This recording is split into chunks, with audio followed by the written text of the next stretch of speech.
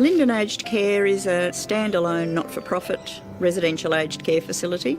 Lynden's long-term goals really are to be a facility where people can see out the end of their life with as little stress as possible. I have a lot of patients in residential care facilities, patients who are rural based, and a lot of patients with mobility problems, and these people are precisely the sorts of people who benefit from being able to consult via telehealth.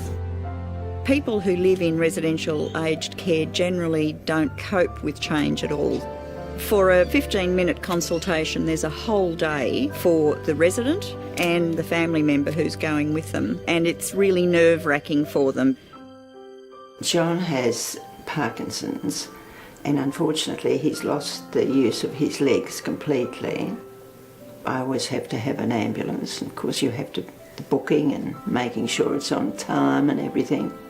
And then getting into some of the buildings is very difficult. With the Parkinson's disease, you really have to manage your medications on time, otherwise the symptoms can be quite awful for them. The telemedicine has been fantastic.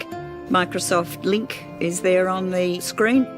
The carers were able to give me a snapshot of John's day, and I was able to get a very clear sense of what John's problems were.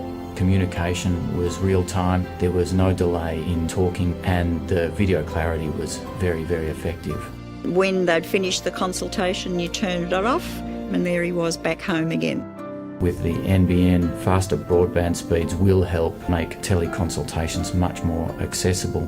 The government have provided significant financial incentives for practitioners and also provided item numbers that will be very useful in terms of defraying any technical costs that might arise. Extended home care for the elderly is an excellent initiative, and it would be great if we could see patients in their own home as well. It's really provided a much better holistic care for the resident with much, much less trauma.